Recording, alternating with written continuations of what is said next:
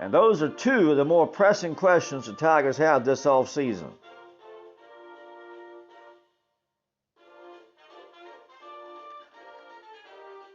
So we will be spending some time trying to find out what Clemson managed to get done in the spring.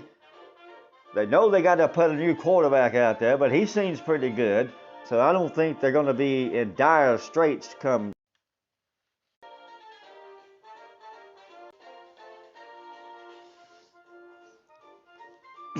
All right, so Clemson's not going to be in dire straits of a quarterback. We don't presume. Now, Clemson had a great season in 2020, but as with everything in life, it's not always unicorns and rainbows. If the Tigers want to climb back up that mountain in 2021, there are at least 3 areas they need to improve. With the 2020 season now in the rearview mirror, we can now begin to look ahead to the 2021 season and the issues that need to be fixed at the Tigers are again to find their way back to the college football playoff and ultimately a national championship.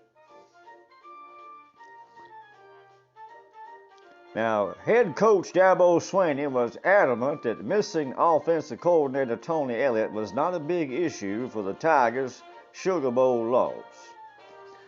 The fact was that the passing game coordinator and quarterback coach Brandon Streeter struggled to get into a rhythm calling plays once the Tigers went off script. Trevor Lawrence even mentioned the issues and referenced the fact that it was different in his post-game press conference, saying it was a little different. Just being on the headset as opposed to him being right there and just in communicating. But the difference it made, I really don't know. He still says they communicated well, but yeah, it's obvious it's different with him not on the sideline. Coach E, that's Tony Elliott, not being there, all those things are different. Communication-wise, we were fine, but it was definitely a little different. So the outgoing quarterback said there was a problem with communications. Now, one thing was made clear, the Tigers were not prepared for Elliott's absence. One thing that's kept Clemson in the water has been keeping a very consistent coaching staff together. And that ain't easy these days. It certainly is not easy at all. Clemson needs to be commended for doing so. However, it could be leading to some of the problems that we'll be going to be addressing that the national media hasn't dug their claws into as much. I've had a hard time digging up some facts. But there are some issues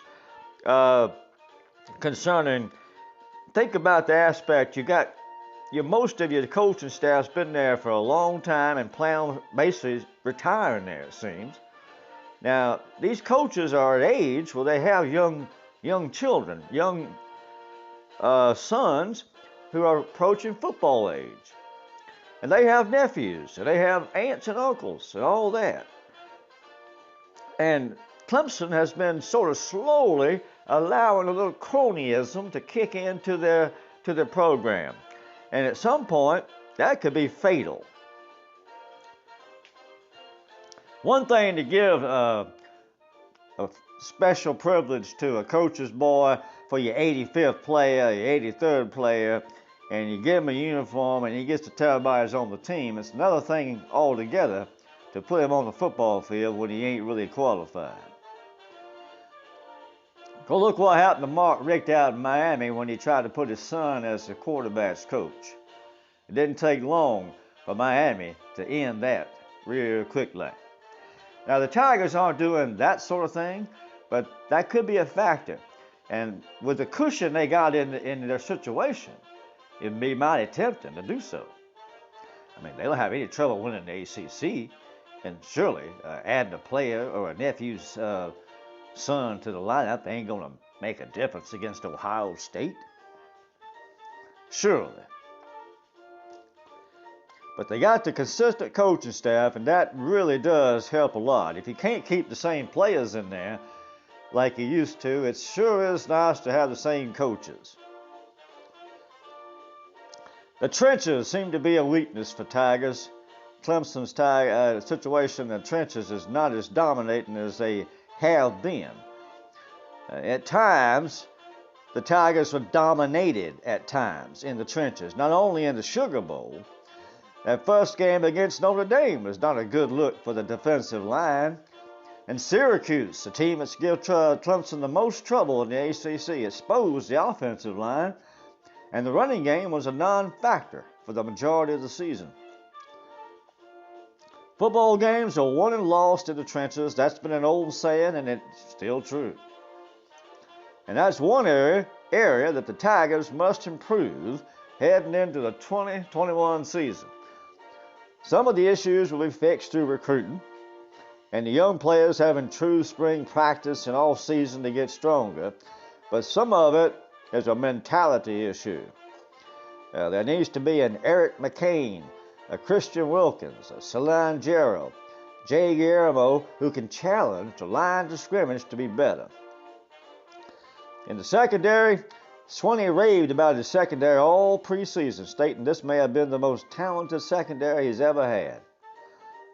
Well, if 2020 proved anything, it's that talent does not equal quality play.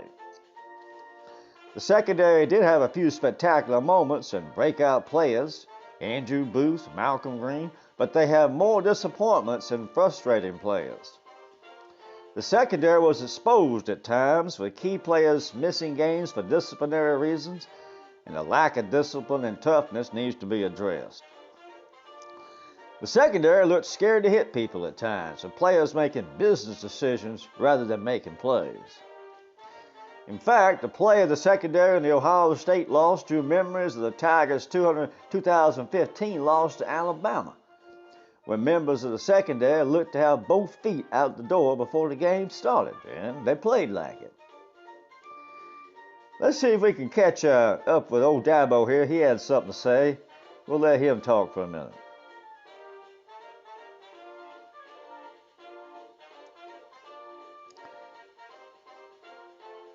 We're trying to get an interview here with Dabo Swinney. We had some clip and have a little trouble getting it.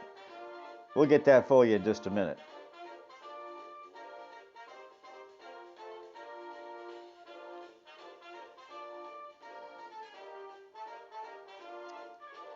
This is Bulldog Batting Theater. I'm General Beauregard, and we are here trying to figure out if Clemson is going to be a paper tiger or a real tiger.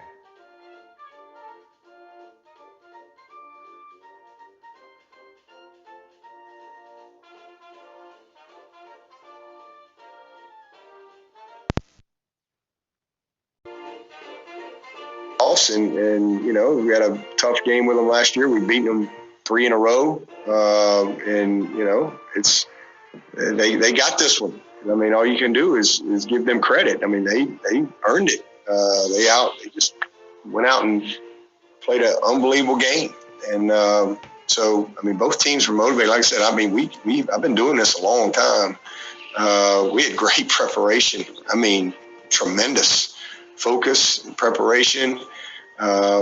But like I said, we didn't play well. And again, get in the game, and all of a sudden, a couple things, you know, the momentum, and we didn't quite get it turned. We never could get it turned, and we were very just inconsistent, and just didn't do some of the very basic things that you have to do to win games like this. And you know, again, you got to give them credit for that. But you know, we'll learn from it. We'll grow from it. This is. Again, it hurts, but you know, we had a heck of a year. We had a great year.